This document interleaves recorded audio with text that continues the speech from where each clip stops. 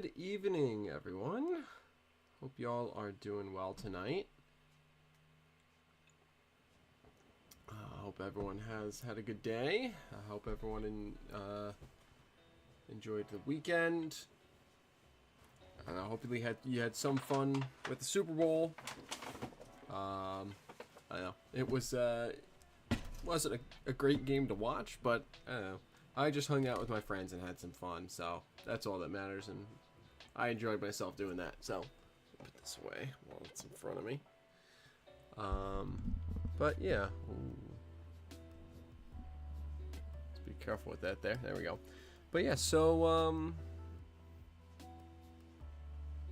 I've been doing good. I've been hanging out, applying to some jobs, getting myself out there and getting myself ready for working. Working in a new place, because looking at moving out somewhere else for too much longer here, moving out of home into a new space. So, but yeah, things have been going well for me. Been enjoying myself. I've been working on some things, including what we're going to be working on tonight, which is doing some weathering projects. Always a classic for me, I know. But what we got here, as well as this Penn Central car. These are a couple of the cars that I picked up at the Springfield show from the Northeast N-Track Winterfest. So I'm weathering. I'm focusing on the BN01 first and foremost, because that I am doing as part of the Second Section Podcast's group build, which they're doing a group weathering project. Everyone takes a car, works on it over the next month and a half, and shares your progress online. So actually, let me make sure I post about that on that page. But here's all the bits of it, as well as the undercarriage is right there. Excuse me, and the Penn Central parts are over here. So let me just real quick, Facebook. And get that up.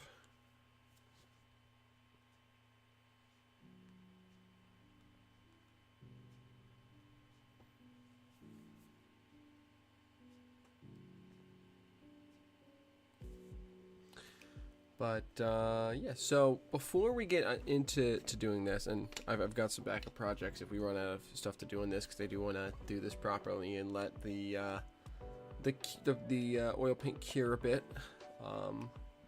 But once I get this up, I've got a couple things in the mail today that I want to show off. So that was some pretty neat things.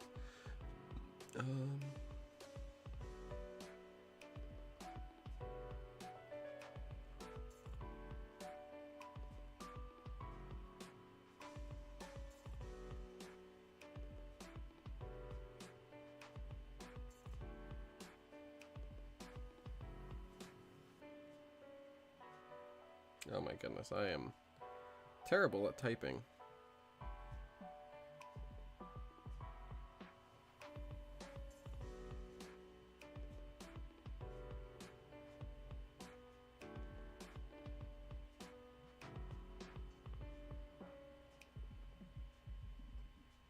Post. There we go. Excuse me. That's why I got this. Tea. I've had a tickle in my throat for like a while now, and I'm not sure where it's coming from. I think it's just I've got a big buildup of phlegm that's been building up in there for a while, and it just needs to work its way out over time. But anyways, so this is what I got today. From my good friend Sam out in Indiana. Not Indiana. Iowa? Why can't I remember the state he's in right now off the top of my head? I don't know. What was it? Oh my gosh, this is gonna kill me if I don't remember it, so let me check. Indiana, I was right. But he has all sorts of neat stuff, and actually I was we just had him on the Model Train People podcast. So if you haven't checked our latest episode out, be sure to go do that. He's a freelancer. He does the Grand Trunk in more or less the modern day. I think he models the late 90s, early 2000s, roughly. But basically, his scenario is, what if the Grand Trunk succeeded in purchasing the Milwaukee Road and continuing on more or less into the modern day. But so great podcast. We had a great chat with him about that on the MTP pod. So go check that out if you haven't yet. But he sent me a whole bunch of timetables and stuff, which is really neat. So we got a LIRR one from 1980. It's just, full timetable with the ads and everything. The one that I was most excited about, we've got a Penn Central timetable for the New York to Pittsfield line, which is pretty sweet. Effective Feb 1st, 1971. So very, very cool stuff here. This is a little earlier than I modeled, but this is just super, super neat to have. So I'm very excited to have this. And then he also sent me some of these old school 1980s Amtrak timetables. So we've got timetable for New York State to Montreal routes. So New York to Albany, Schenectady, Syracuse, Rochester, Buffalo, Niagara Falls, New York, Albany, Montreal, or Washington, New York, White River Junction, Montreal. And that's 1980. April through August, end of April, the beginning of August, 1980. And this is the era I model. This is not the exact area I model, but this is the era that I model, which is super nice. And it runs through roughly the area I model. So having this is super nice because it gets me an idea of passenger information, if I ever have a layout large enough to run passenger stuff. How you doing, Paul? Good stream earlier. It's good to hang out with you there. I'm showing off. Sam sent me a whole bunch of these timetables, which are super neat. So yeah, we got the New York State to Montreal one. We've got Northeast Corridor service from beginning of 1981. We've got we got all sorts of stuff. We've got the East to Midwestern routes, so New York out to Chicago or Cincinnati, and that's mid 1981. We've got the Midwest Corridor services, so the kind of ones that use Chicago as a hub, for October 1983. And we got the Midwest to Western routes, so your Chicago to LA, Chicago to Seattle, all those trains, for late 1981 into early 1982. So super, super cool stuff, and I'm really stoked to have these, because all these Amtrak ones, these are in the era that I model, so it gives me resources to look into if I, whenever I get a layout big enough to run passenger trains, what kind of schedules I should be looking at running. And yeah, I'll show you this one too, Paul. This is the one you that I showed off before you got on, but this is one, it's out of my modeling era technically by 4 years, but it's just super cool to have a Penn Central timetable from 1971. So that's super sweet. But yeah, so good stuff, very good stuff, and I'm super thankful to Sam for sending me that. He also sent me an SP Gone, build date 1920 or 1937. So this is gonna get beaten up, that's for sure. So that'll be a project for the future. But for tonight, we're going to start off and focus on this B&O car, because that's what everyone over at the second section group wanted to see. So, goodness, this tickle at the back of my throat's killing me. All right, let's bring the camera in a little closer here. I've got all that. I should probably reassemble the car before I start the weathering, really. So let me do that real quick. Except you. That's true. It wasn't everyone. It was like a 70-30 split though. Don't worry, Paul, we do have the Penn Central car here, so we'll be fading that one second. But I want to focus on the B&O car first. That way we can see what the majority of people wanted to see. So we got the doors back on. I gotta get these new Microtrains cars are super nice, because they've got these little etched metal end walks, for the more modern era cars. This is a little etched metal with I don't know if I can get the camera to focus on it. Oh, there you go. You can kind of see. It's got little holes in it and everything. It's super nice. Where did the brake wheels go? That's an issue. I don't know where I put the brake wheels. I might have to go searching for those, but first let me get this etched metal walkway on. But yeah, these are super nice. This new Microtrains, this is like, I think, released last year or maybe the year before. And this is one of the cars that I got as part of Winterfest at Amherst. So super stoked to be actually working on it now. But this car is, I mean, it's really nice. It's got a lot of lettering detail, which is super cool. And just generally, it looks really nice, and I'm very pleased with it. Get that into its slot. There we go. All right. Now, where did the brake wheel go? If I lost these brake wheels and I'm gonna have to order new ones, I'm gonna be kind of upset. I thought they were just. Did I not put them here? Oops, sorry. Put them over here or something. These tiny little parts, they're gonna be the end of me, I swear.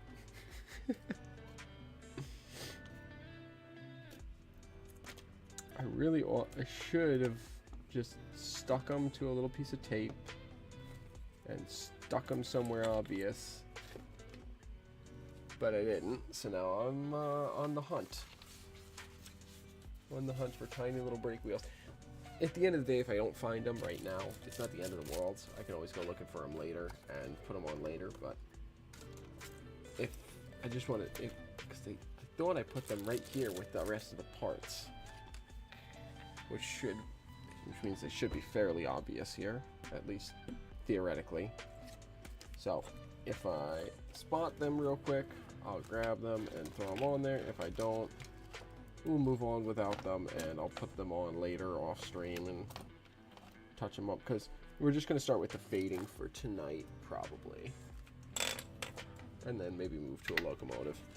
I don't know where these freaking things went. That really upsets me. I don't know where they went. I know better than this. I know that the tiny bits get lost and vanish. Well. Oh well.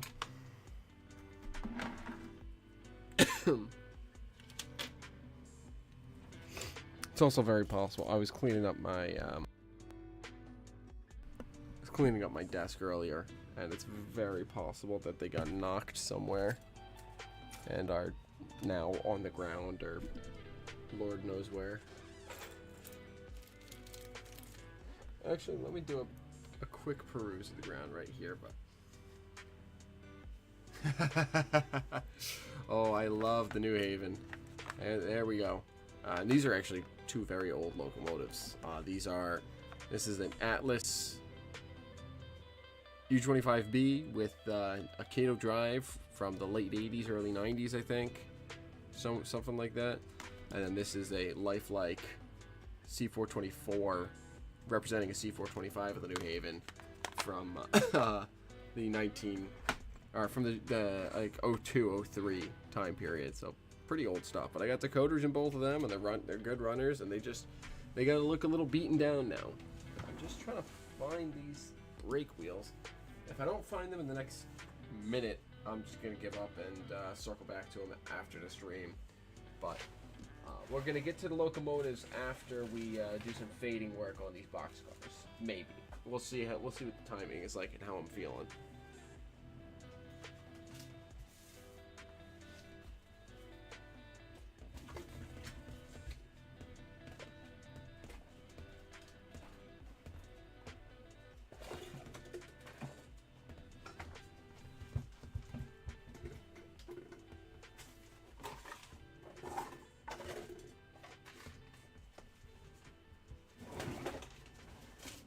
Yeah, I don't know where these brake wheels went. Which is very frustrating, but whatever. I'll get over it eventually. I'll get over it when I figure out where they went. Actually, one last place that I might have put them is up here for some reason. No? No. Okay. Alright, on to the actual weathering work then. Where did I put that paint?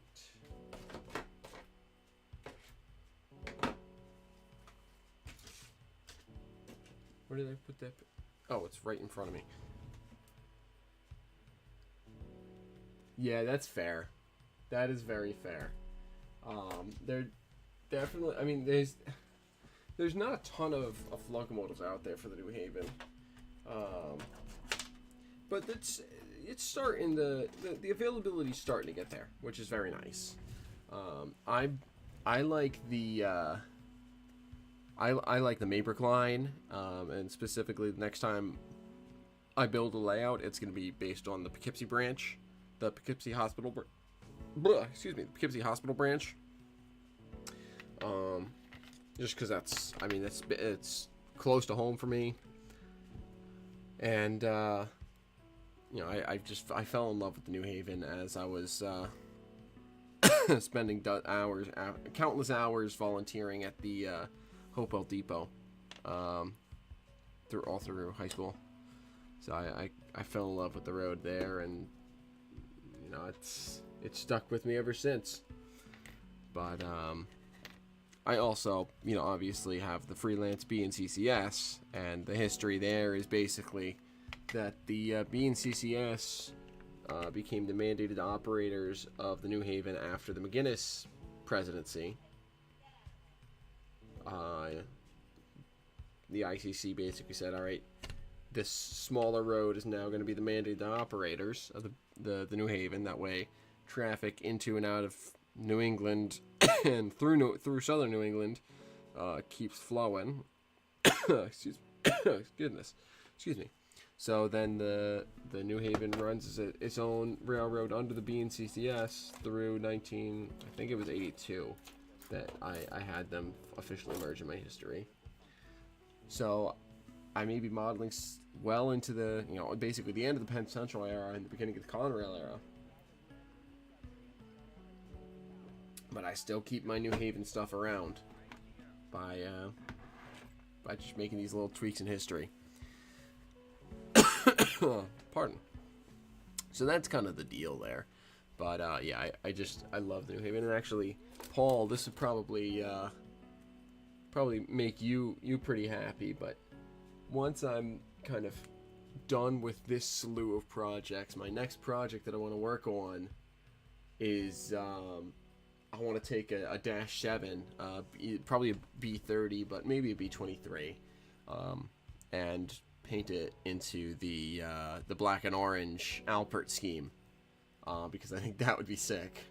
And theoretically, you know, if the New Haven wanted one, if my railroad controlled New Haven wanted one more batch of locomotives before the merger, that they probably would have been Dash 7s, because that would have been early 70s, mid 70s, and that's You know, it would have been either been Dash 7s or more modern U-boats. But I think I'm going to go with the Dash 7 because I really love the Dash 7. And thanks, Chuck. Appreciate it.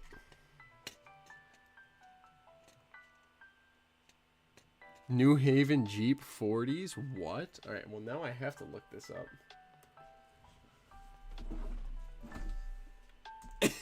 Oh, I turned off my keyboard. Oops. Turn that on. New Haven Jeep 40. Oh, it's the CT dot ones. Those are pretty sweet, to be fair. The Jeep 40-2Hs. There's something else. That's for sure.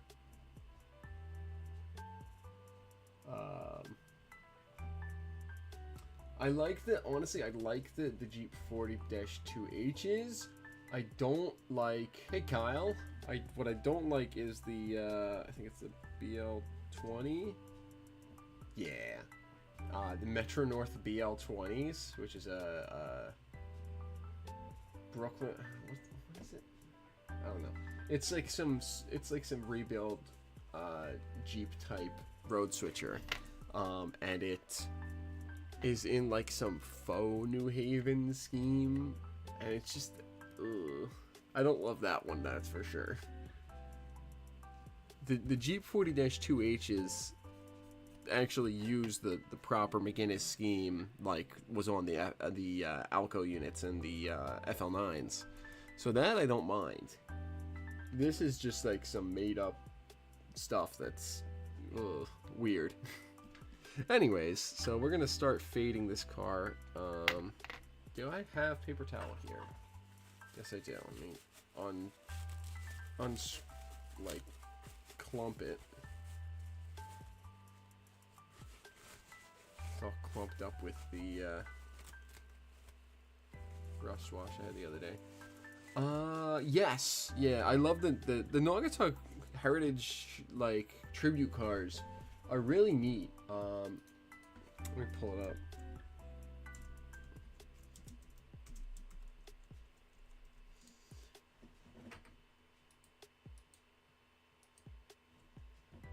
It's the only thing that I don't like about the Naugatuck box is that the lettering is just too thin for me.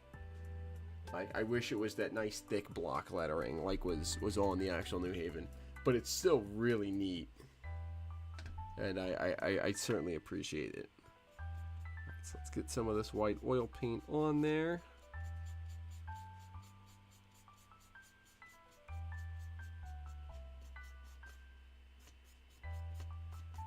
It's going to look pretty ugly to start. That's all part of the process.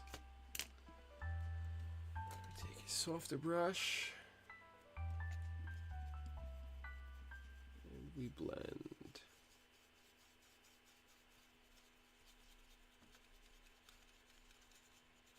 Yeah, gotta love the Naughty. How you doing tonight, Kyle? It's good to see ya.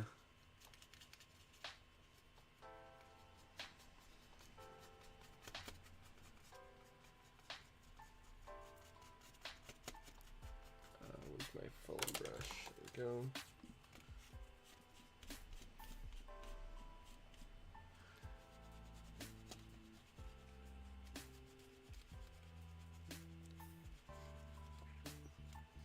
But on the topic of New Haven N scale locomotives,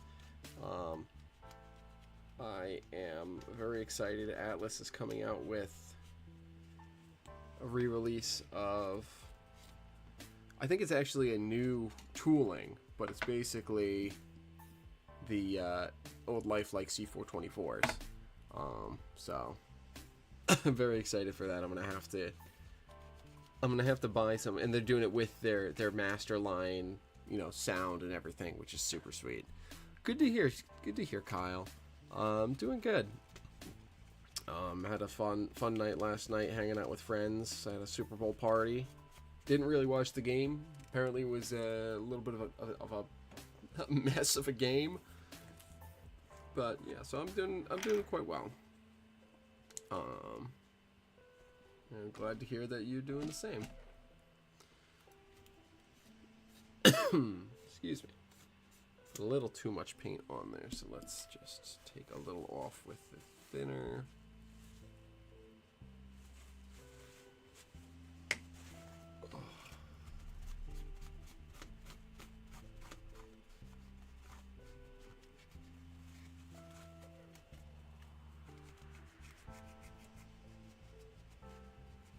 But yeah, so the only thing that's a little unfortunate about the Atlas C424s is they are not putting them out in New Haven scheme. So I'm gonna have to do some paint work, but that's okay. I'm okay with that. So it's gonna be a really nice locomotive, so I'm okay with it. It's fair, Kyle. Like I watched, we had it on the TV in the room that we were hanging out in, but I didn't really pay much attention to it, other than every now and again I'd be like, oh wow, yeah, the Chiefs are really still losing very badly. Okay. I really don't like the Chiefs or the Eagles too much. I prefer suffering, because me and my family are all Jets fans, so we prefer suffering. And sadness. But yeah, I don't know. Had some fun hanging out with friends. So I'm using some white oil paint right now to fade out the existing colors. I put a little too much on, so I'm using some paint thinner to wick some of it off with the foam brush. But yeah, just some titanium white oil paint to start off here. My process is basically titanium white oil paint in a very, very thin layer over the whole car to give it that faded appearance. And then after the oil paint, I go ahead and get some acrylic paint for the rust, like the lighter rust coloring. Down, some small streaks down the side, some little scratch marks in this area around the door, and like kind of catching the corners of things, and then patches on the roof. And then I go in after that's dry with I've got Van Dyke brown oil paint, but I've also used burnt umber and leather brown, I think is the color, that the other color I used. Basically just a dark brown, and that kind of goes in the center or near the top of streaks or in the center of patches of rust and stuff like that, and that's like the active rusting spot. And then after that, I kind of blend everything together using some powders. I like the multimedia approach. I think it gives you the best results because you get a wide range of effects. And I just screwed up the dull coat, which is wonderful. All right, well, that's going to be a rust spot now.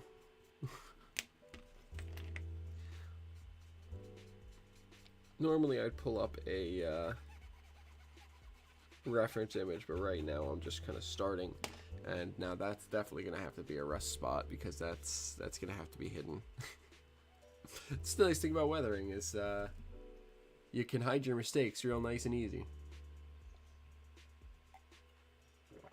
Ah, goodness. Alright, that side is pretty good. Let's go ahead and do the car's end.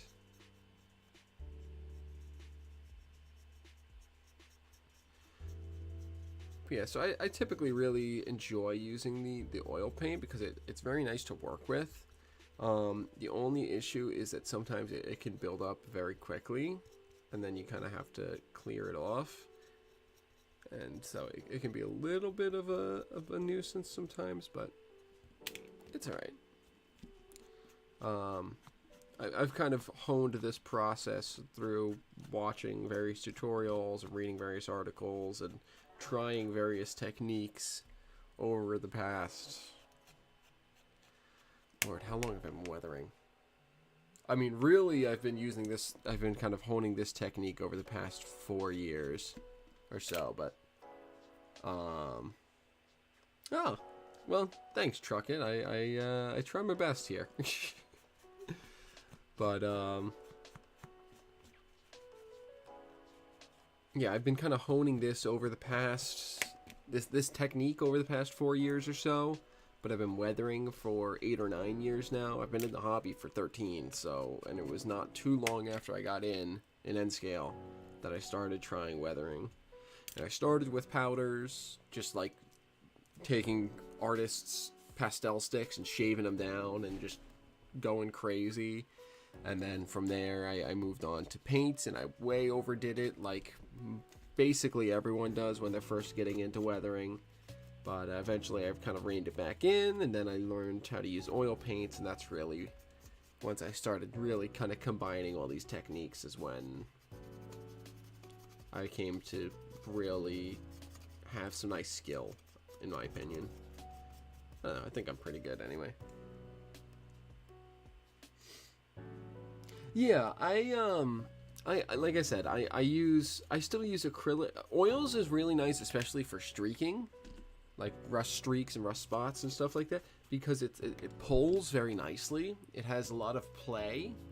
The downsides of it are that you need like thinner, like proper thinner, in order to pick it up if you screw up. Whereas acrylic, you can just use water, and it takes some time to properly cure because it doesn't dry. It cures. It's a chemical process.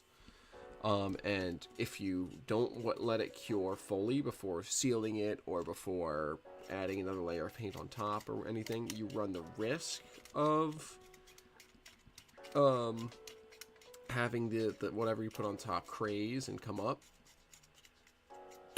Excuse me. But I haven't had that happen yet. I just know that is a risk. And like I said, for light rust, I still do use acrylics. And acrylics are very easy to use, very easy to clean up if you screw up. But I find that they're just very good for it when you, like, I use it for the light rust because it's very nice. You just put down the color, and then it's basically down. You don't really need to worry about the color changing or the color moving or the color, screwing it up or anything. You get it in the shape you want, and it's there. And it's also a little faster to work with. But because it's faster to work with, it has its downside because it then is less, it's less pliable, it's less workable, and that can cause some issues. So it's really a balancing act, and it's a combination. It's what you need to use it for and what you want to use it for, and it all comes down to how you use the different materials, the different mediums. Like, I know some people use only acrylics and they get really incredible results, and some people use only oils and get really incredible results, and some people use watercolor and alcohol and all sorts of other stuff, and it gets really good. But I just kind of fell into using the oils as a base layer and as a finish layer, and having some acrylics in between once everything is properly cured, and it's worked great for me. I put up I've got a tutorial up on my channel from, I think it was last summer, that I think did a pretty good job of putting it step by step and showing all the materials that I used. If you want to follow along with that, either of you, or any of you really, it's up for everyone and anyone to enjoy and to learn from, and excuse me, kind of share what I've learned. But yeah, that's kind of what I do. And I don't know, it's worked out pretty well for me, so I may not be an expert, but I've certainly gained some experience and some skill.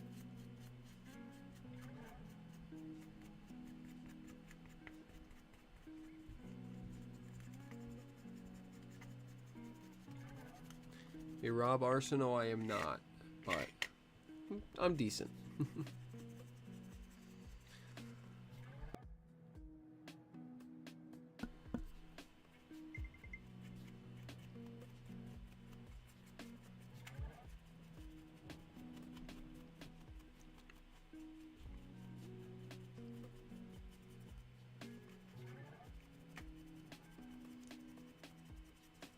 Yeah, I'm basically dry brushing it. It's because it's oil paint. It's a little different.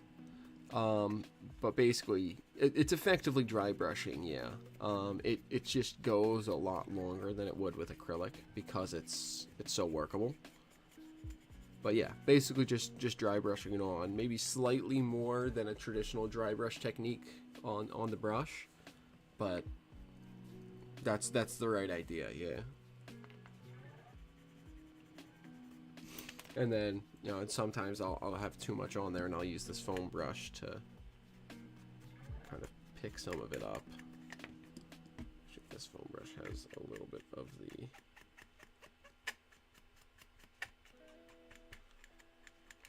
thinner.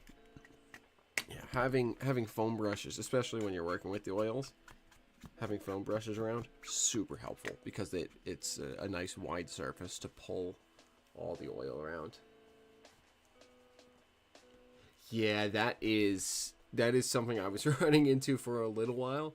I got really lucky when I went to school. I went to school for architecture, and part of the package that all students were not required but highly encouraged to pick up as they went in their freshman year, what included an airbrush. So for the Christmas after that, I got a compressor, and I've gotten pretty good at it. But the rattle cans of Tamaya, clear, whatever it is, like sealant or whatever, or the rattle cans of Testers, dull coat, work fine. The issue with sealant plus powders, which I think is what you said you were using. Yeah, powders. The issue with powders and sealant is that you a lot of times will have to do multiple layers of the powder, like powder seal, because as you're spraying the sealant on, it'll, one, wash out some of the colors, and two, blow away some of the pigment. So it's a bit of a back and forth battle. But like I said, the rattle cans work a treat. They get the job done. So if you want to start working with that, that's a great place to start. But yeah, in the long run, having an airbrush is very nice in sealing. And I actually, before I got on the stream tonight, I was putting on some dull coat. Shoot, a little bit too much there. I was putting on dull coat onto these to seal the car. In this case, seal the decal on. I put the ACI label on there, and on this case, just, I don't know, seal the existing paint on. That way, if I screw it up, I can always go back to the base layer.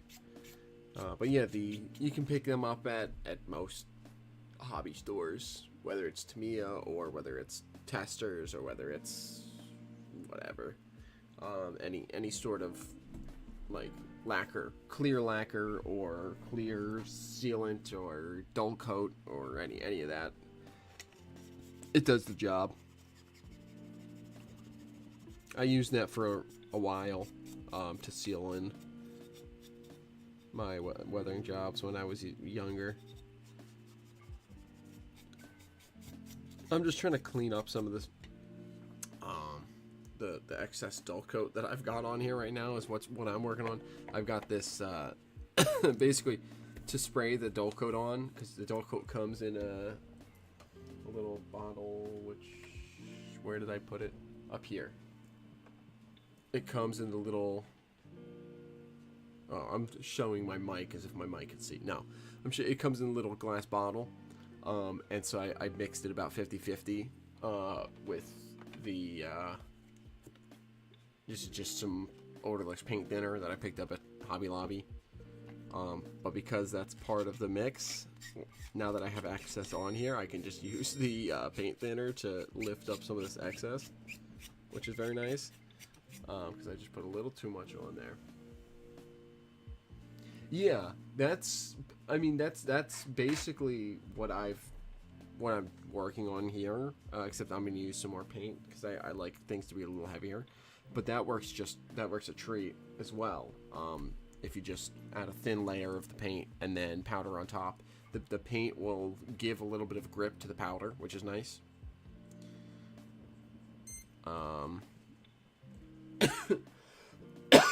Excuse me. But yeah, that's a great technique. It works quite well. Whether that's brush applied or spray applied, that technique works fine. Just finish cleaning this up. I think that's good. Hopefully it's good. I don't know. Apparently I put way too much on that one spot somehow. I guess I just really wasn't paying attention what I was applying on this side of the car. Snap that door back in. Snap this door back in. I can't believe I misplaced those brake wheels. That's really frustrating for me.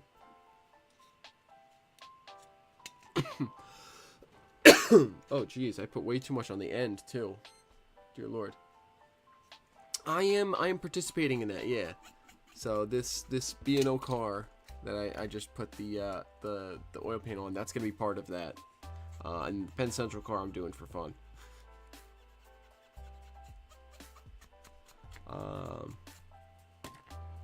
And I don't know if it's so much a competition as it is just like a let's all work on some weathering together kind of thing. I mean, I guess it's sort of a competition because they're gonna Andy and Mike are gonna go through and pick some people out and have them come on the show and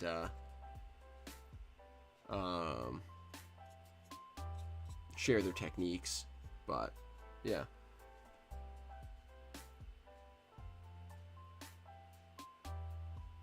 I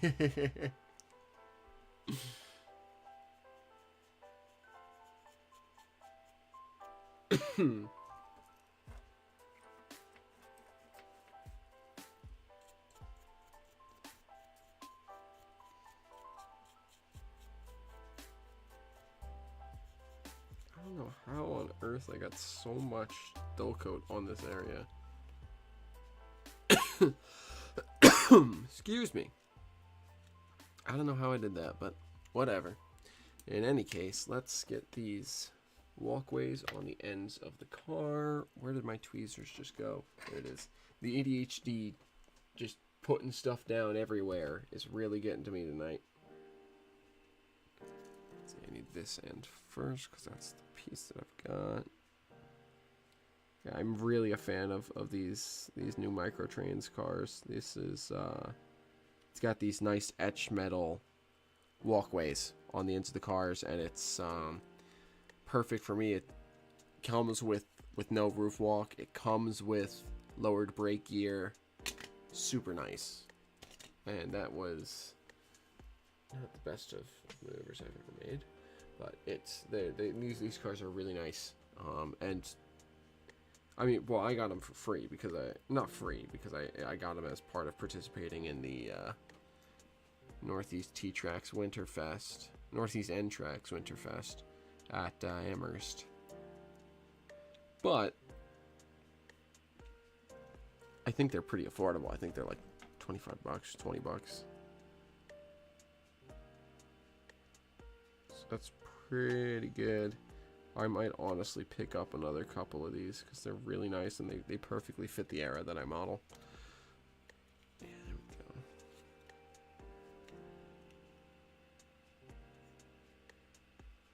There we go. Just make sure this is finally blended in. There we go. Okay. I'll let that dry for a minute. And we're gonna let the B&O car cure. Excuse me. Have some tea. I'm gonna pull up a reference image for a B&O 40-foot boxcar now. B&O 40-foot boxcar.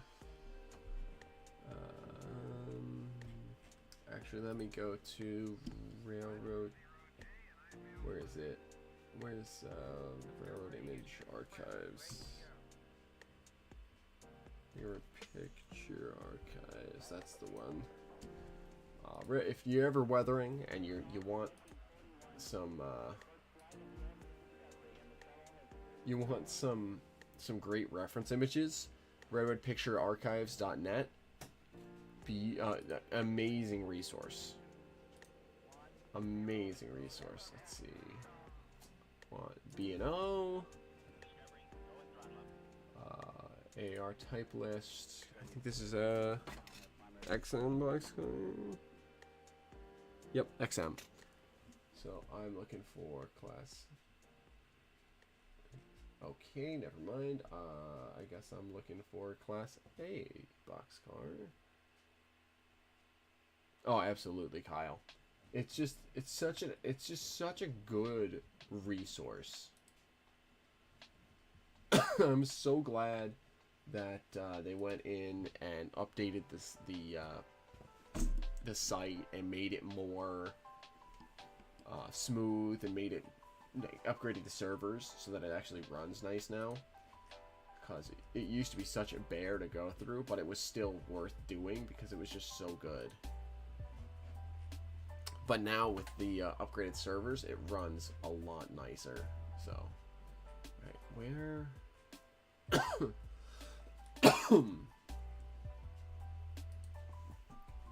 lord.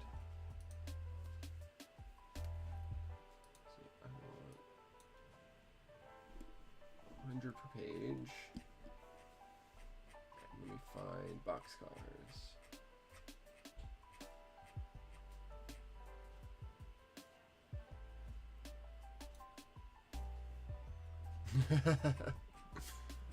Yeah, what happened was, I think the back in, like, I think it was December, November, maybe? October or November, the servers had the website was running on had a major crash.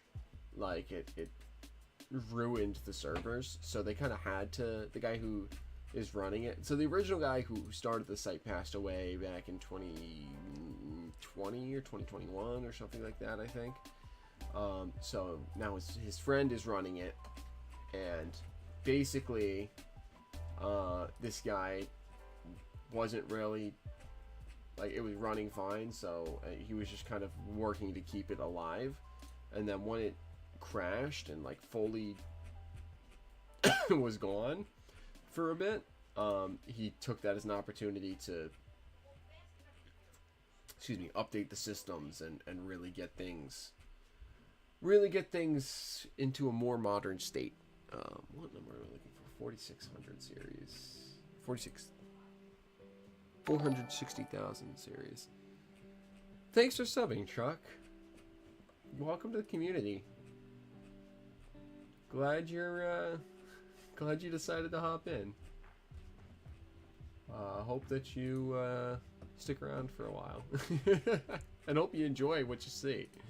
Oh my gosh, I am scrolling for days. Here we go. Those are older style 40-foot boxcars. Those are wagon tops. Those are 50-foots. Alright, well, I'm in the right area of the website now. Here we go. I'm looking for the Capital logo. That's a 50-foot. That might give me a good idea, though. Let me save that. Let me actually, so you guys aren't just sitting here staring at a blank screen. Excuse me. I can do this. I can be a good streamer. I can do display capture of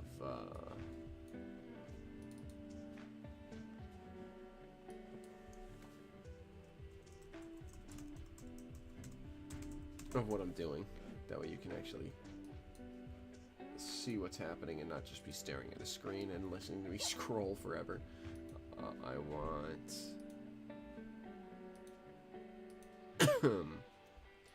I want this one. And I click done. And what? No, and then I do this. And I bring it down here. No, one up. There we go. There we go. Good. Glad you're enjoying it, truck.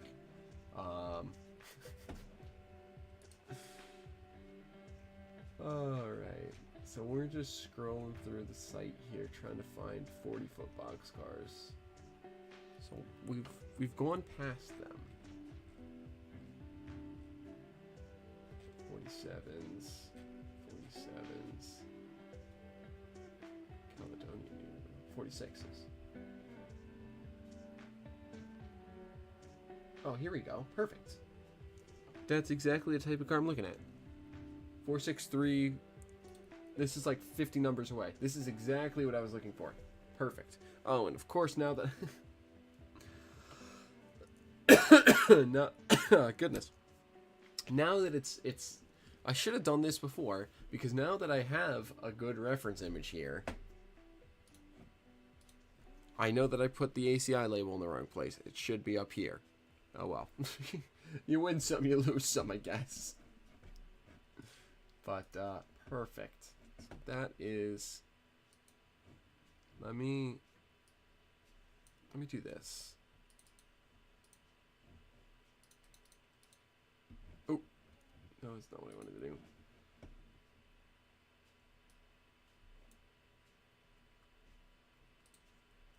Undo that. I want to select this.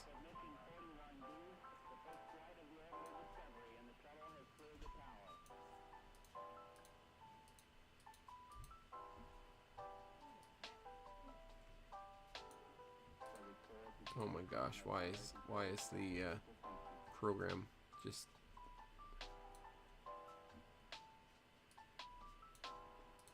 oh, this program is really not cooperating with me right now.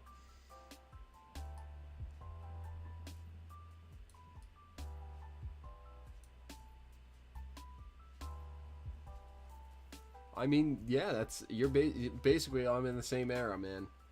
I'm a little bit broader. I'm 75 to 85 instead of 76 to 81. But why can I not? But yeah, this picture was taken in 1980, which is great. All right. You know what? We're just gonna do this. We're gonna do it like this. We're gonna delete this source. We're gonna save the image to my computer, and we'll do it we'll just do it the hard-coded way, I suppose.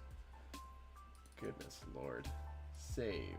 Oh, don't do that. Okay, I was knocking over my airbrush cup, which still has a little bit of dull coat residue in the bottom. I now need to do reference. Browse.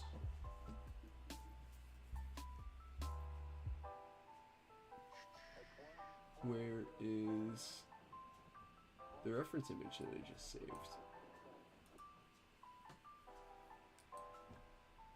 What? Did I not just save it there?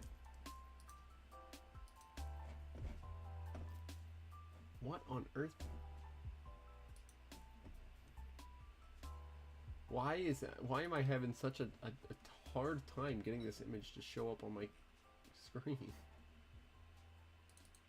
Trains folder, weathering reference folder. Where is it?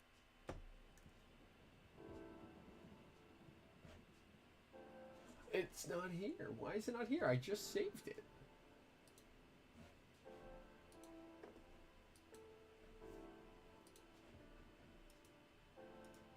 Right click, save image as. Sorry about this, y'all. This is, I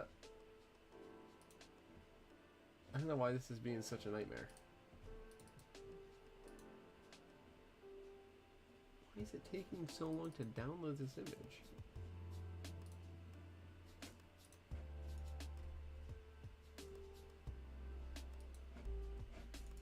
Alright, we'll do it this way then. Copy image address.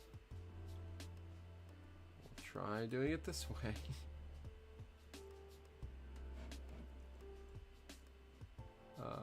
Browse source, add source, new source, B and O box. Sure, add source. Paste the at.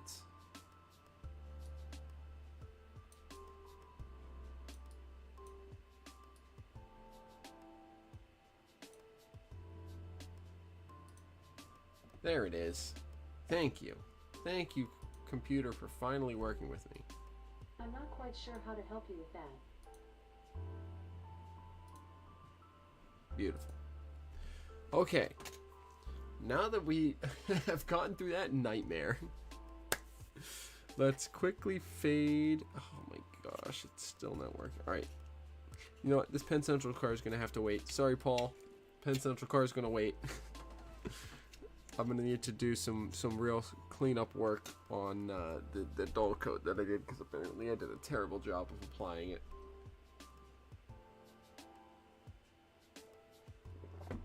I may have to try and take all of it off, but we're going to do this. So let's see here now.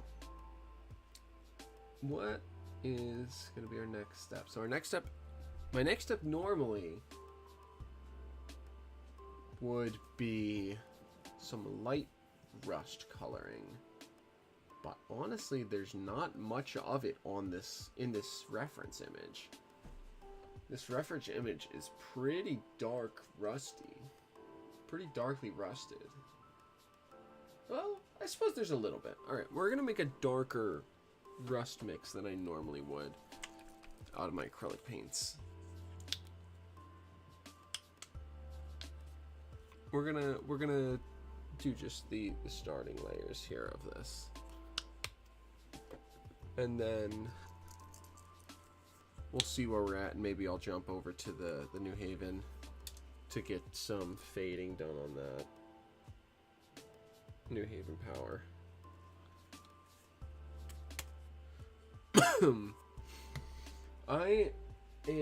I'm gonna put some dark brown, dark red, and I'm putting a touch of orange in just to really get that tone. Not use this brush because this brush has what's it called on it? Where did the rest of my brushes go? Why am I so disorganized? I don't know. Ask my brain. Don't ask me.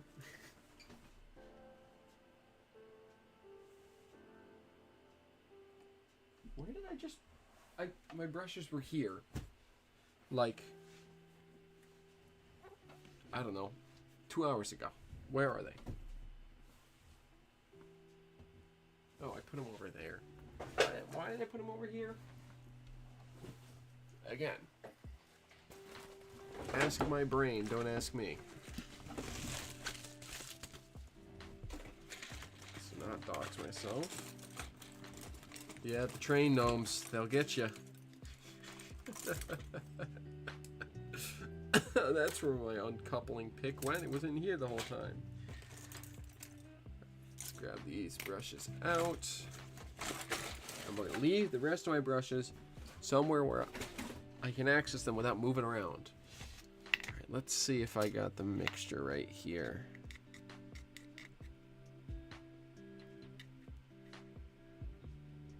I need a little more brown. Too much red. Too much red. More brown. Where's brown? I also already made too much paint.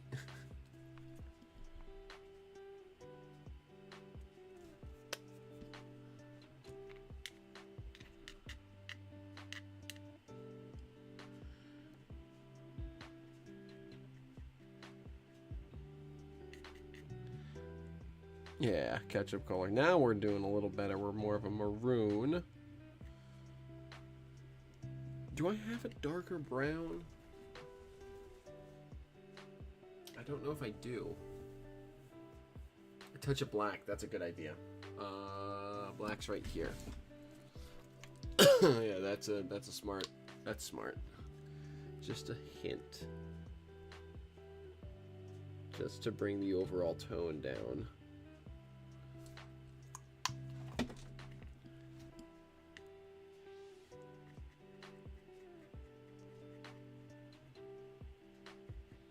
Yep, that's doing it. Alright, one more. I think one more dot of black ought to do it. Maybe two. We'll do two more dots of black.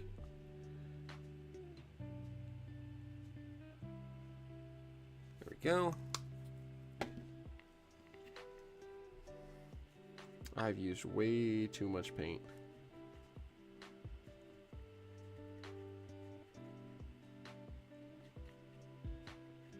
And now I just need a touch of orange to bring it back up a hair.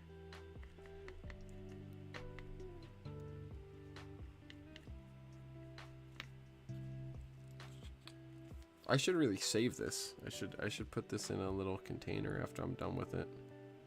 Will I? Probably not, but I really ought to with how much paint I've used.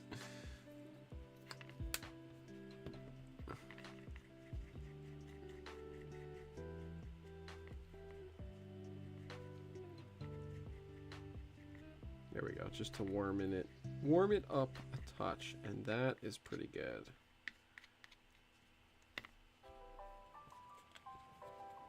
I might just do a touch more orange on the side here. That way I can always lighten things up a little bit. I really also should do that. I always just kind of do it based on vibes and off of experience. I really should make a proper chart for myself and do good ratios and stuff. But instead I just feel it out every time. And I mean, it always turns out good. But it's, you know, I don't mind it, especially because most of my painting that I do is rust. The colors that I like to use a lot, there are the colors that I need to be consistent, I guess. The colors I need to be consistent are the colors for my locomotives and rolling stock, and those I have mixed. Where there's my blue, there's my maroon, and those are for my locomotives. The maroon is for the locomotives and the rolling stock. So I've got those pre-mixed, and orange I haven't mixed in my paint bin over there. I haven't taken it out. I haven't used it in a while.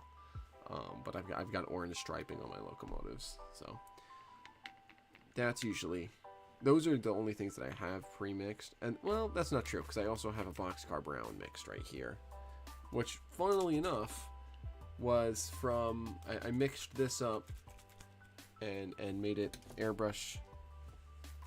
I thinned it down for the airbrush for another B&O car that was a wagon top that I did as a kit. But let us start working on this car. So really what this brown is going to be for is just to kind of accentuate the panel lines down the sides here. And add a little bit of a base for the dark active rust. So let me get my magnifying helping hands just so I can really see where the lines are as I'm doing this. Just because with the paint already on there and everything, it can be a little bit of a hassle. Let me really bring the light down in here. I can really see what I'm doing. How much paint do I have on here? That's enough. Let me get my headphones wire out of the way. Alright, here. Here's the paint line.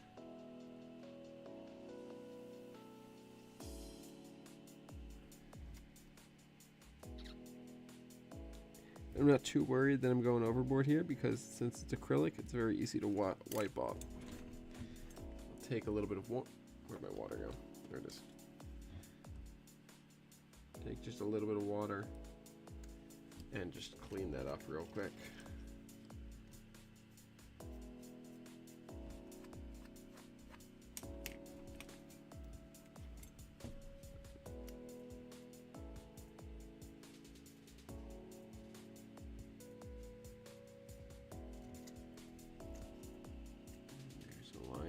Here.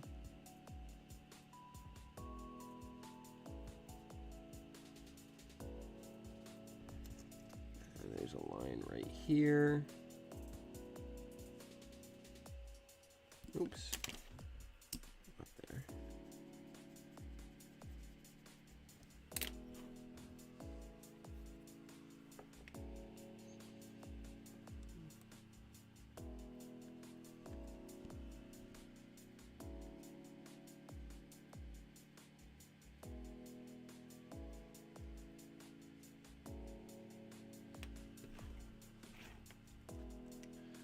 Wow, you really can't see very much on the stream.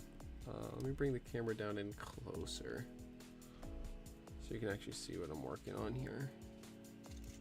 There we go. Now you can start to see those lines.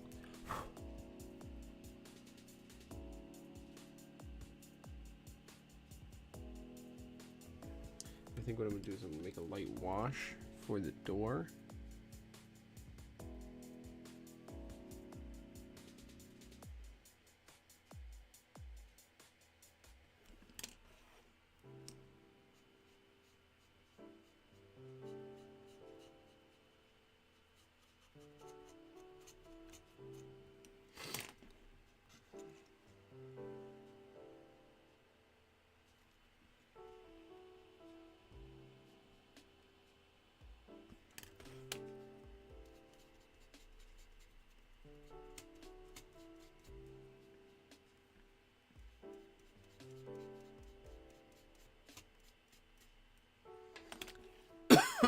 Excuse me.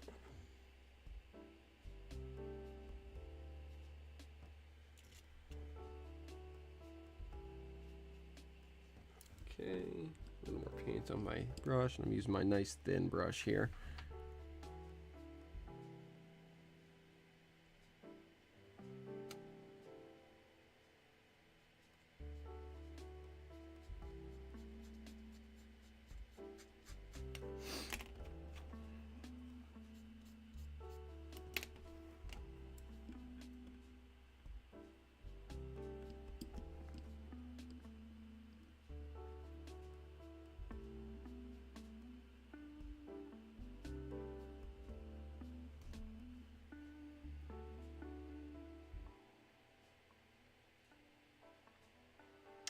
Sorry, I'm getting a little quiet. I'm just really dialed in here.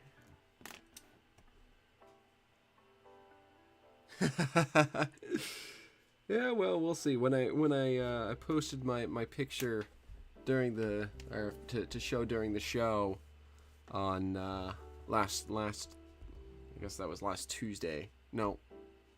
Monday, Wednesday, Thursday. I don't remember when it was. Whatever the day was when the show was airing last week. Maybe it was Wednesday. Maybe it was Thursday. It wasn't Thursday. Maybe it was Tuesday. Why can't I remember this? I don't know. This is not important. But when they were doing that and they showed it off, they were like, "Oh man, this guy must be crazy. He's doing weathering and N scale." But that's my passion. That's what I enjoy doing. And of course, Keith Hurwitz is my good friend, and he knows what I do. So he's, of course, in the chat, since he's a mod in the chat. He, of course, goes, "Yeah, have you met Dennis? This guy is crazy." Oh, I gotta love Heath.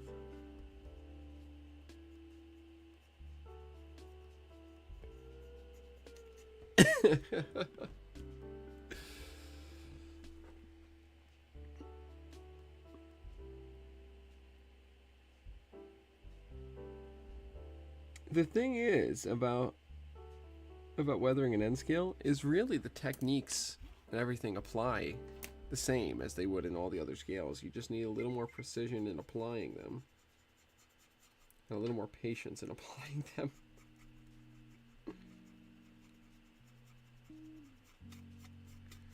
Like these techniques that I'm putting to use here, these work just as well, if not even better, in HO scale, O scale, S scale.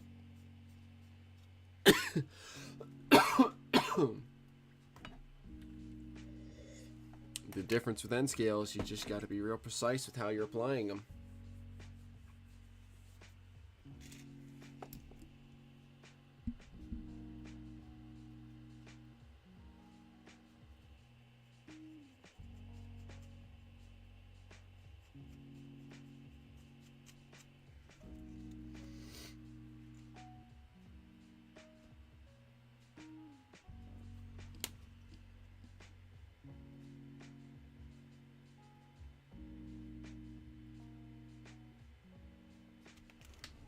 It's funny. I've done some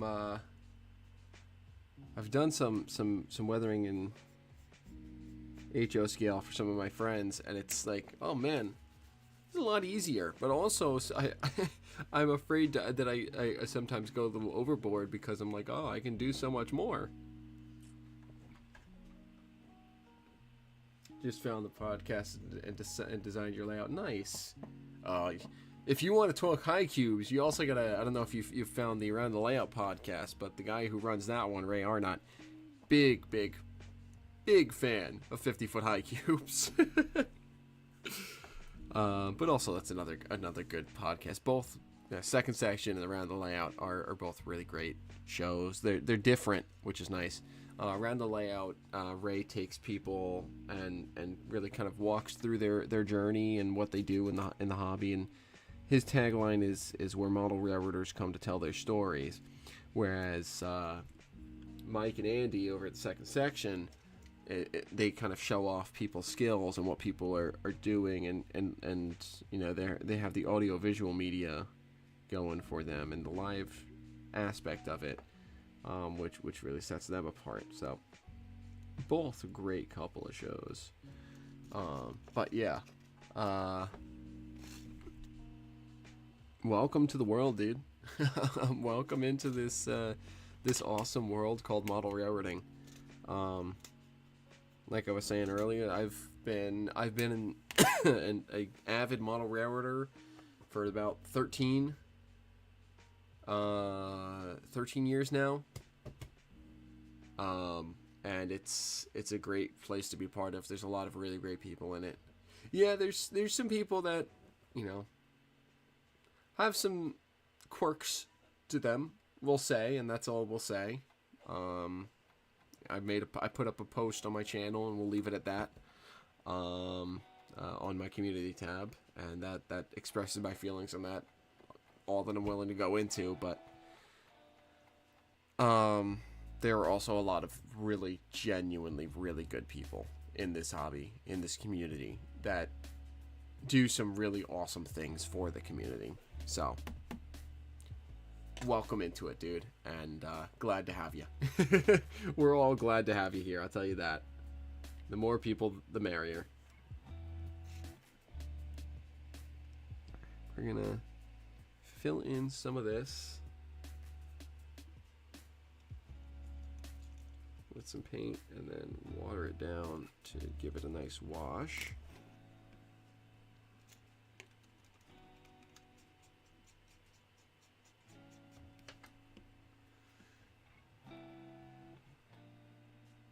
Oh, awesome. Very awesome. So what road are you modeling now? Are you modeling NS or CSX, or are you modeling one of the like NECR or P&W or one of the smaller roads up in the Northeast here? I know you said you had been modeling the New Haven, but you kind of got out of that. Exactly, Kyle. And thankfully they're few and far between. But yeah. So what road are you modeling truck at? Are you know, anything in particular, or? And also, good luck finding those high cubes. Um, they're you should be able to find them. Oh, okay, nice. When you moved out of the Northeast, you decided to do something a little more local. That totally makes sense. Let's see, the Pickens Railroad interchanges with NS. Gotcha. So I'm assuming it's like a short line. Let's do some. Oh, I like that orange. I like that orange a lot. Very nice. Seems like a good little road to model. So, enjoy that, dude.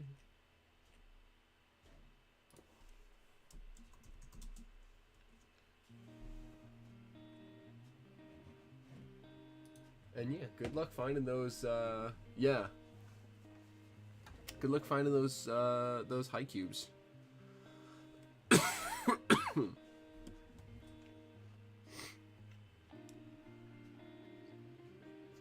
Yeah, I always think the bright colored.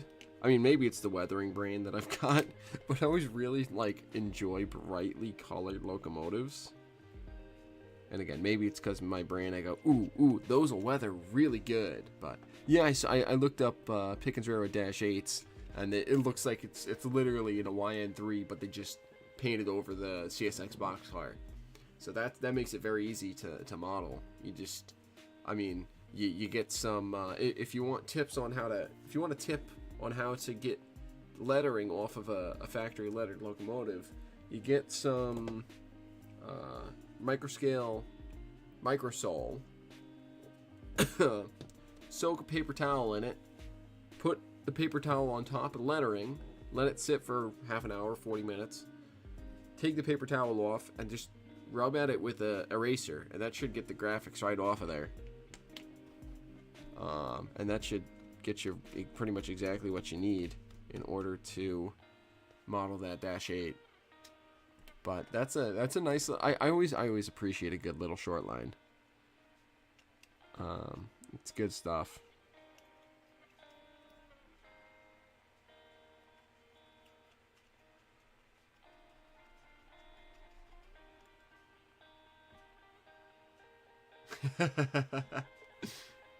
Yeah. The nice thing about that scheme is it's all one color, so it wouldn't be too difficult. You just gotta get that color mixed just right, and then you can just paint it up.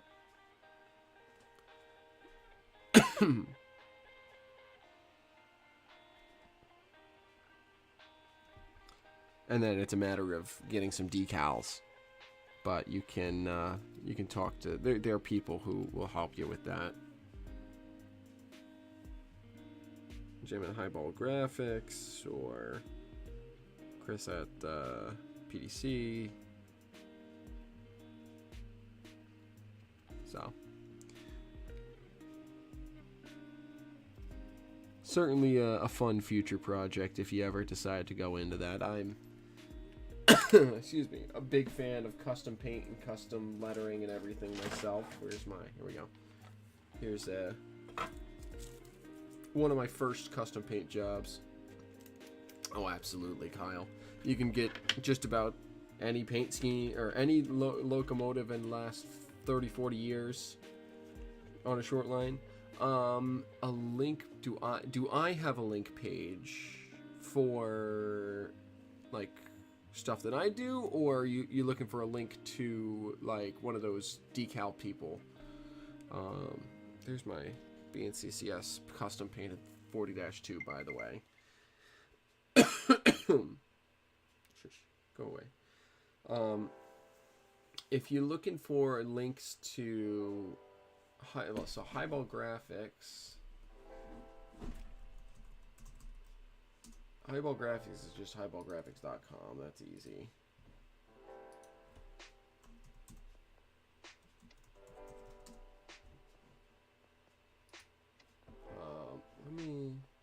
Let me give you a couple links here. Oh, everything. Yeah, I can. Let me copy paste some links into the chat here while we're letting this this paint dry for a minute. Excuse me. Let me just pull up the chat. So let me pull up the chat that I can actually send messages in. Is basically what it comes down to. Open a web browser, because unfortunately, it's the one thing I don't really love about the software I use to stream. I use Streamlabs OBS, and there's a couple things, and overall, I like it. But there's a couple things I don't like about it, and that's one of them, is that I can't chat right in the thing. So that is Hybel Graphics. This is PDC. Both of those are great for helping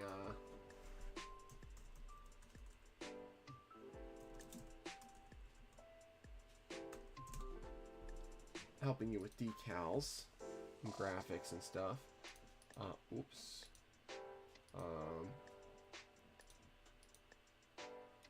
Here is a link to Railroad Pictures Archives. That's a link to a search page of B&O, but if you scroll back up, you can go to the home page on the top left.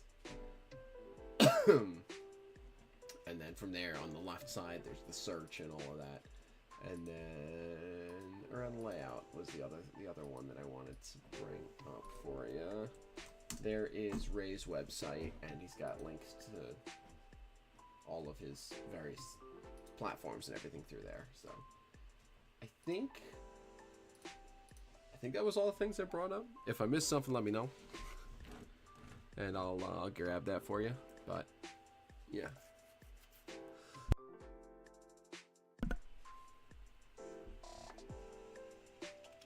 This car is looking pretty good. I'm pretty happy with this so far. What I think I'm gonna do, I'm gonna take out, second section podcast. Yep. Thank you, Kyle. Yeah, of course. Second section podcast. Second section is actually here on YouTube. I will link their website, but they do their shows here live on YouTube Thursdays. It was Thursday. They do their show Thursday at 7 p.m. 7 p.m. Central. So 8 p.m. Eastern.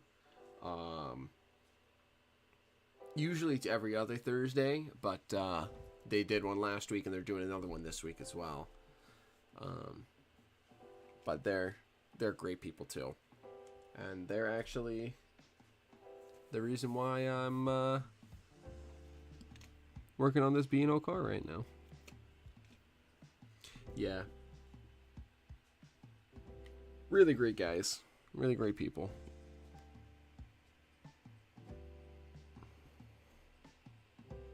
Add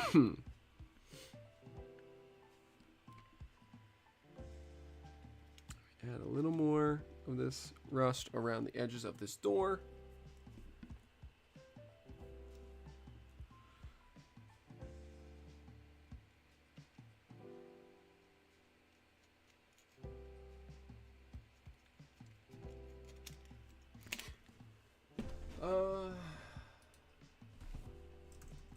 And the one other place I want to plug while I'm plugging things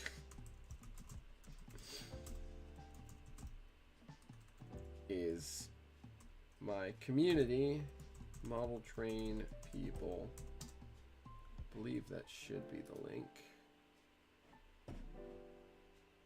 Right? Yes.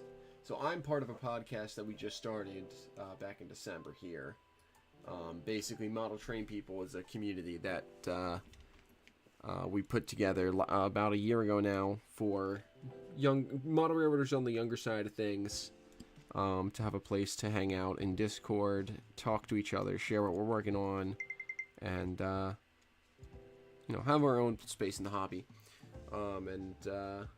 We started the podcast. I'm one of the moderators of the community. We started the podcast back in December. We just actually put our 4th episode out this morning, talking with my buddy Sam about freelance railroading and fictional railroading and stuff like that. He models the Grand Trunk, and if the Grand Trunk had survived in the early 2000s, I believe, is when he models.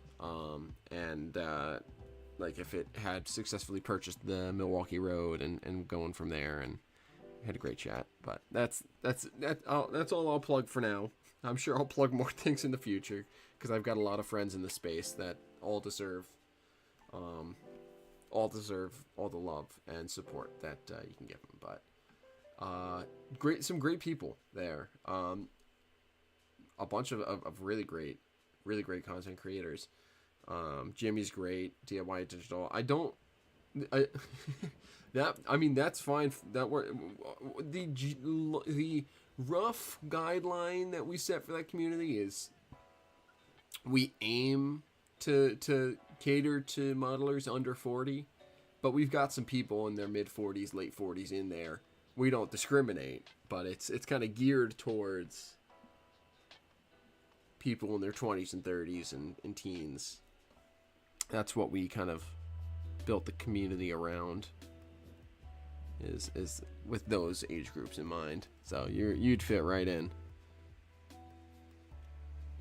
I'm honestly on the younger side, and I'm in my early 20s. So we've got some teenagers. The vast majority are in their late 20s to mid 30s, and then some people on the older end as well. But yeah, we don't discriminate. But exactly, it tends to be, I've been fairly lucky in that most of the older people that I've been around have been super supportive and very welcoming. But there can be, younger people can experience some stigma, not only just from the people around them, like, oh, why are you doing trains? That's kind of weird. That's like usually an old person thing. It's like a thing that I think of old guys doing, but also from the older members of the community. Sometimes, like I said, I've been very lucky, and I've only had good experiences. But there are people out there I know who don't like having younger people in their train clubs and stuff like that because they think they're just too energetic and they don't like to be real serious modelers or whatever. I don't know. I don't really get it, but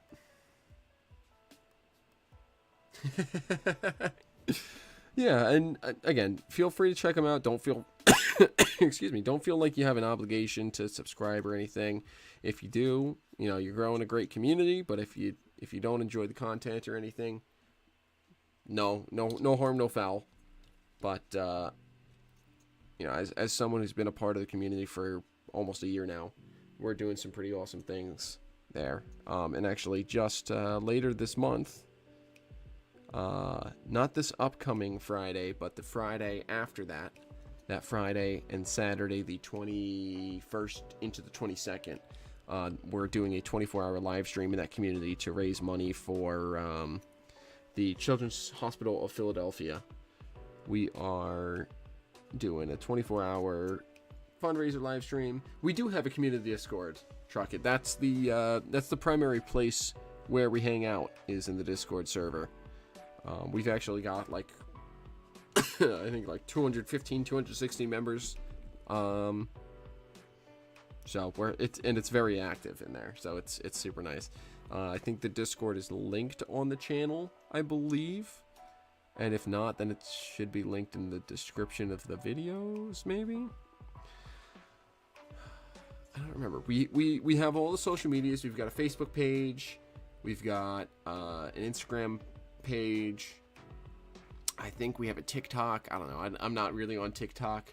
It's like a death trap to my ADHD brain. Like if I had TikTok, it would be over for me. So I try to stay off of that one, but I think we have one. And then obviously a YouTube page. So our fearless leader, Eddie, the guy who started this whole thing, he tries to be pretty tapped in on everything and posts things somewhat regularly. So, and all of our pages are just called Model Train People. So it's fairly easy to. We've all got the same logo on everything, so it should be fairly easy to discover us.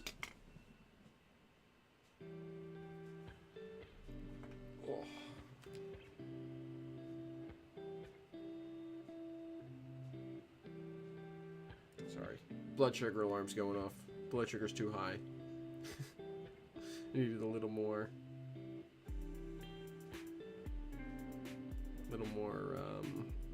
Excuse me. Insulin. In case you didn't know, I'm a type 1 diabetic. Well, I guess probably you didn't know. I'm a type 1 diabetic. I've been a type 1 diabetic for coming up on 7 years now, I think. Jeez, that's rough. It's been that long. But yeah, and that's what the fundraiser thing, the fundraiser bar at the top of the screen is. I started raising money for a group called Breakthrough T1D, which they fund diabetes research and diabetes awareness and stuff like that. So back in November was Diabetes Awareness Month, so I started fundraising for him back then. Figured I'd just leave it up there.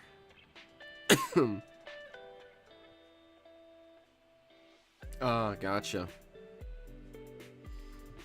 Yeah, it's rough for us diabetics out here. It's not an easy disease to live with, and it's pretty hard. So that's why I've got a decent sized community that I've built up here. I figured I might as well start fundraising. So that's what the QR code and everything over there is for. That's for Breakthrough T1D, funding diabetes research and diabetes awareness campaigns and stuff like that. So in case you were curious, and that's an active link. If you want to donate to it, money will go. That'll be active through I don't remember, June or something. So yeah. Yeah, you know how that goes. Alright, I think we're gonna start to wrap things up here now that it's 11 p.m. for me, and I do have work in the morning. So we're gonna wrap things up by adding a little bit of taco sauce here to the side of the car, and that by taco sauce I mean Tamiya panel line accent color, the dark brown one specifically. We call it taco sauce because it looks like taco sauce. But that's for sure. Hangry is putting it lightly, I would say, when you've got a low blood sugar mood, or a high blood sugar mood for that matter. Although that's not so much hangry as it is just lethargic and upset. But yeah.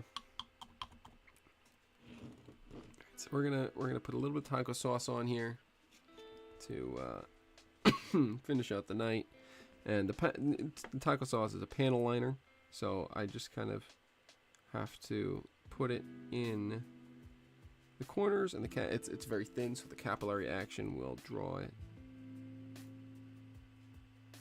along all these lines.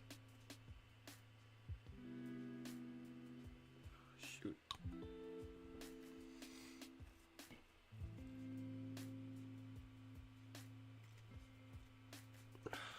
This line's not thick enough to take the panel liner. No.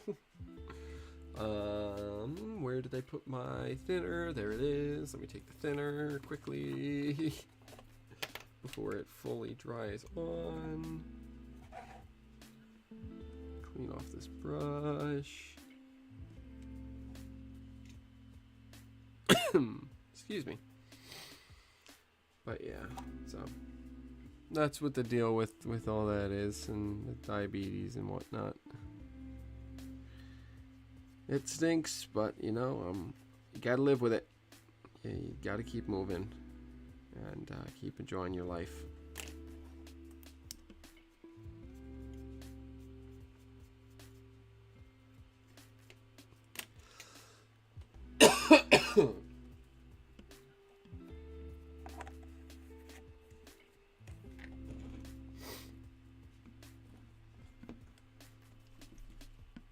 Let's see if I can get this to run.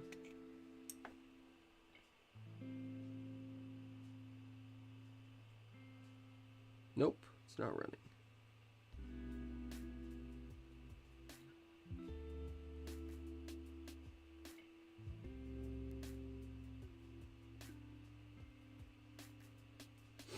Which really sucks because that's exactly what I was hoping that it wouldn't do. Would be not run. All right.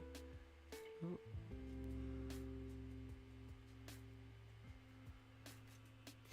We're gonna do this, and then we're gonna clean up a little.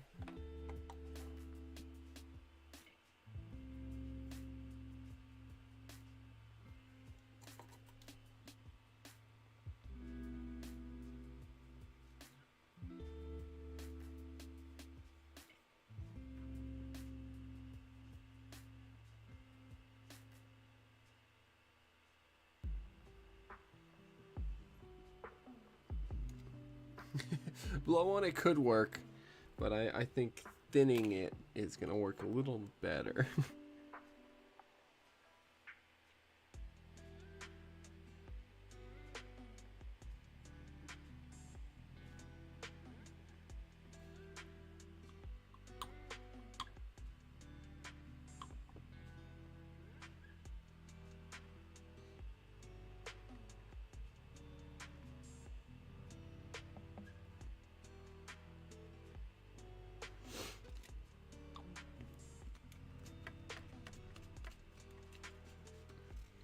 The problem with taco sauce and N scale is that it just, if it doesn't run, it just sits.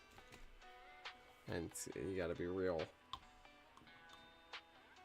stingy with it.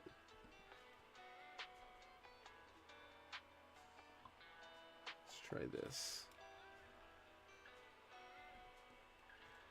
Try standing the car up.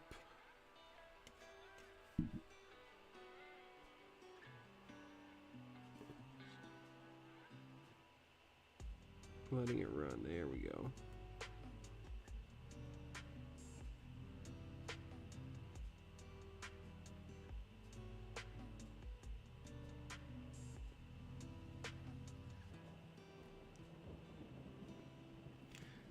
Oh, that sucks.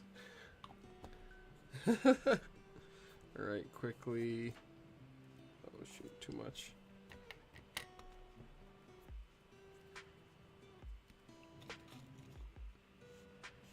Doing so well on this job too.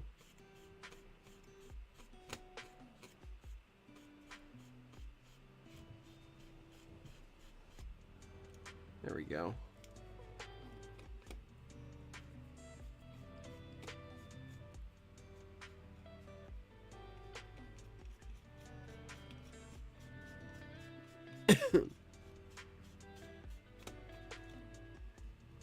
All right, that'll do. That'll do. That'll be good enough, I suppose.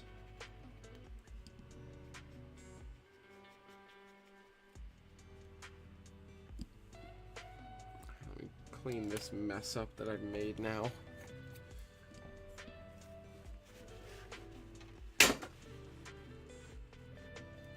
What did I just knock over? Just a pair of tweezers. That's okay.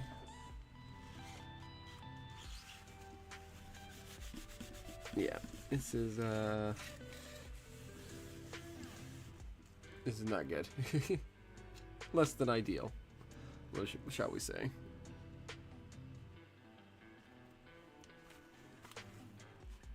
Absorb some of this mineral spirit up. That's not bad. It's not bad. It could have been a lot worse. Definitely could have been a lot worse. We're gonna